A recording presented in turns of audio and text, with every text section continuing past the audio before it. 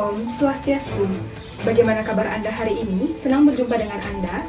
Baik, di sini saya Impu Namasari mewakili rekan-rekan kelompok 10. Di sini kami sudah menyiapkan berita menarik terkait kejadian ekonomi yang menimpa Italia pada tahun 2018, yang dimana telah kami rangkum selama 10 menit ke depan. Di antaranya adalah pemerintah Italia yang berencana mengajukan target defisit anggaran 3 kali lebih besar dari pemerintahan sebelumnya untuk tahun ke depan. Informasinya akan kami kabarkan dan kita mulai berita selengkapnya.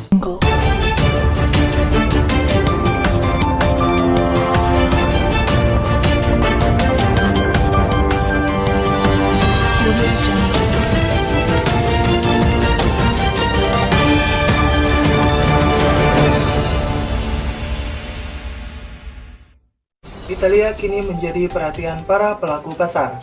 Penyebabnya adalah rencana anggaran pemerintahan Italia yang ekspansif. Analis menilai anggaran yang ekspansif dengan menaikkan defisit anggaran mungkin bisa menjadi bumerang bagi pemerintahan Italia. Defisit anggaran yang membesar berisiko meningkatkan biaya pinjaman dan penurunan peringkat utang Italia. Pemerintah Italia yang baru berencana mengajukan defisit anggaran 3 kali lebih besar dari pemerintahan sebelumnya untuk tahun depan. Keputusan ini diambil meski ditentang dari Komisi Uni Eropa. Kenaikan defisit tersebut direncanakan untuk membiayai ekspansi besar seperti di bidang kesejahteraan, melakukan pemotongan pajak, serta membangun infrastruktur publik.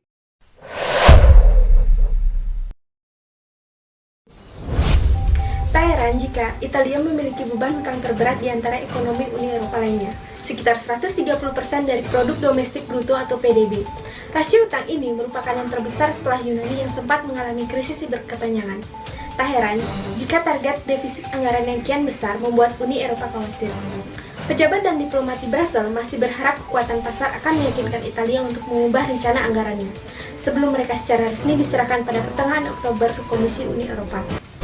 Target defisit 2,4% masih berada di bawah plafon 3% yang ditetapkan oleh peraturan UE.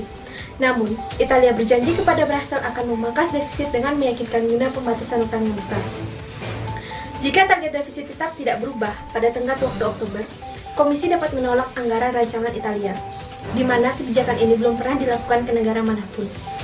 Wakil Presiden Komisi Valdis Dombrovskis pada Sabtu 29 September mengatakan bahwa rencana fiskal Italia tahun 2018 tampaknya tidak sejalan dengan stabilitas dan pertumbuhannya.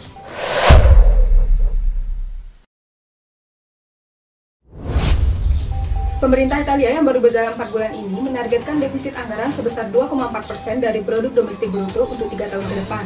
Target defisit anggaran ini naik 3 kali lipat dari yang semula 0,8% yang merupakan usulan dari pemerintahan sebelumnya. Defisit anggaran yang diproyeksikan akan melambat secara bertahap dalam 2 tahun ke depan yang menjadi 2,1% pada tahun 2020, kemudian 1,8% pada tahun 2021. Pejabat di Komisi Eropa khawatir kenaikan defisit anggaran ini akan meningkatkan hutang publik Italia yang sangat besar. Kondisi ini memicu aksi jual pada surat utang pemerintah dan mengakibatkan imbal hasil obligasi naik hingga 32-42 basis point. Ini merupakan yang terparah sejak Mei 2018. Saham-saham perbankan Italia turun hingga 7,26%, sedangkan indeks FTSE MIB Italia ditutup karena turun hingga 3,72%. Sementara indeks Pan Europe turun 0,83%.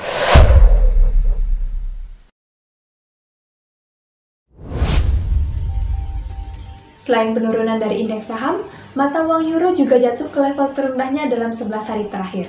Tercatat, euro turun dari 0,31% menjadi 1,1603 US dollar, sementara indeks saham MSCI di seluruh dunia turun 0,23%. Selain euro, mata uang negara Eropa lainnya juga ikut terseret.